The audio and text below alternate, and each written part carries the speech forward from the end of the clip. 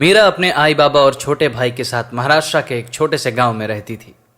मीरा एक काली लेकिन बुद्धिमान लड़की थी। वो हमेशा अच्छे मार्क्स लेकर अपने बाबा का नाम रोशन करती थी। मीरा की आई मीरा को मनहूस मानती थी। उसे मीरा का काला रंग बिल्कुल नहीं भाता था। उसके बाबा दूध बेचकर अपने घर को किसी तरह चलाते थे।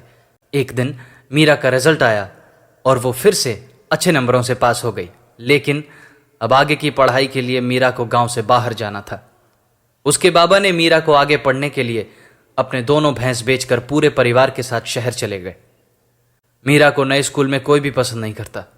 हर बच्चा उसका मजाक उड़ाने लगा। मीरा सबको अनदेखा करके सारा ध्यान अपनी पढ़ाई में लगाने लगी। कल स्कूल में जीके कंपटीशन है। बच्चों, अच्छे से तैयारी करना।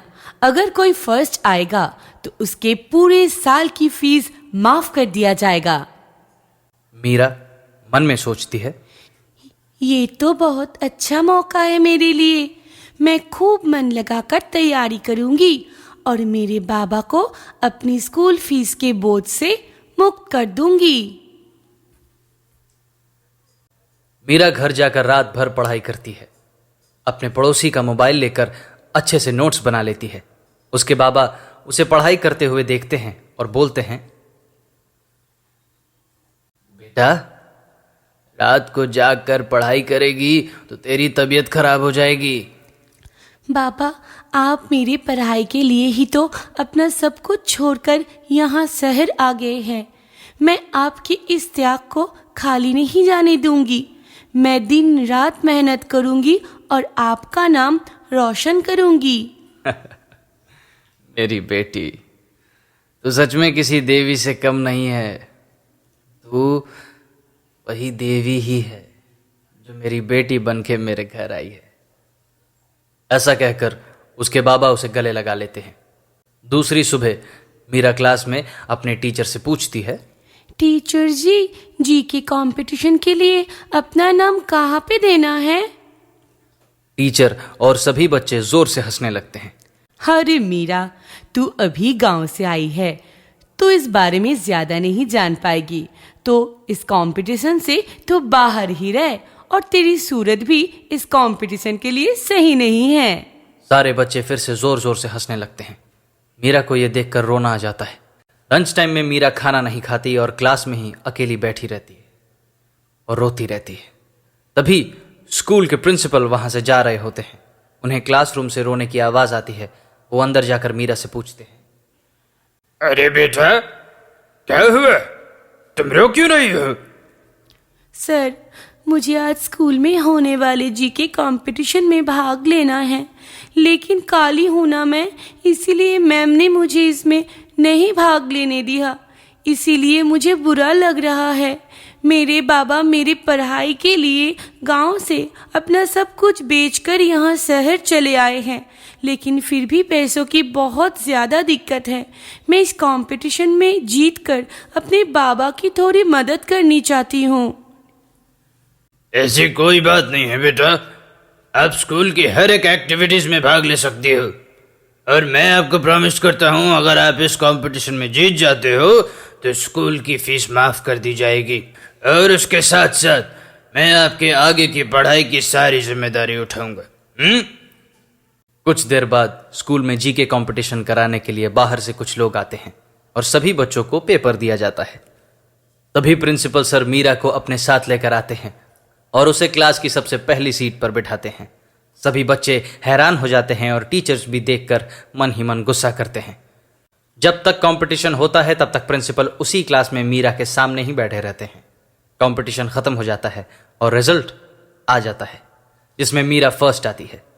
प्रिंसिपल सर पूरे स्कूल के सामने मीरा को सर्टिफिकेट देते हैं और सभी स्टूडेंट्स को मीरा की तरह बनने के लिए कहते हैं।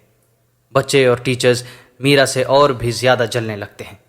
मीरा घर जाती है फीस माफी की खुशी अपने आई बाबा को बताने के लिए, लेकिन उसके घर के बाहर लोगों की भीड़ लगी होती है। क्या हुआ है? मेरे घर में क्या हुआ है?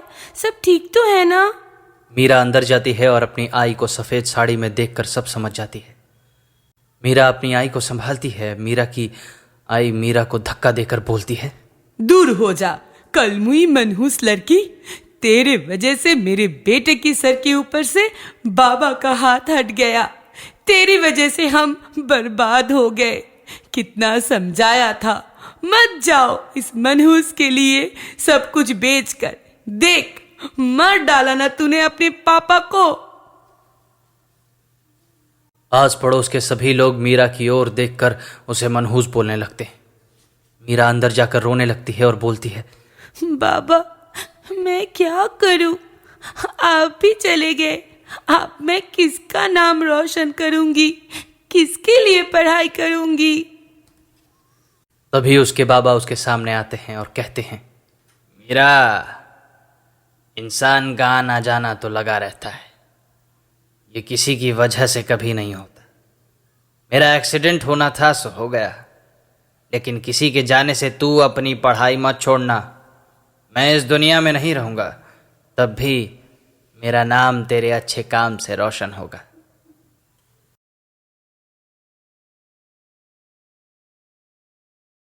मीरा जैसे ही बाबा को गले लगाने के लिए आगे बढ़ती है, उसके बाबा गायब हो जाते हैं। मीरा अपने आंसू पोंछती है और फिर से दुनिया को अनदेखा करके अपनी पढ़ाई में लग जाती है।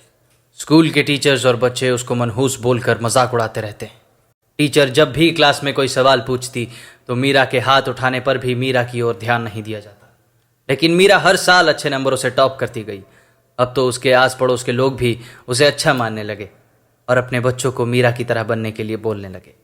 मीरा ने घर के खर्चे को पूरा करने के लिए पास के बच्चों को ट्यूशन पढ़ाना शुरू कर दिया, जिससे उसकी आय भी खुश रहने लगी।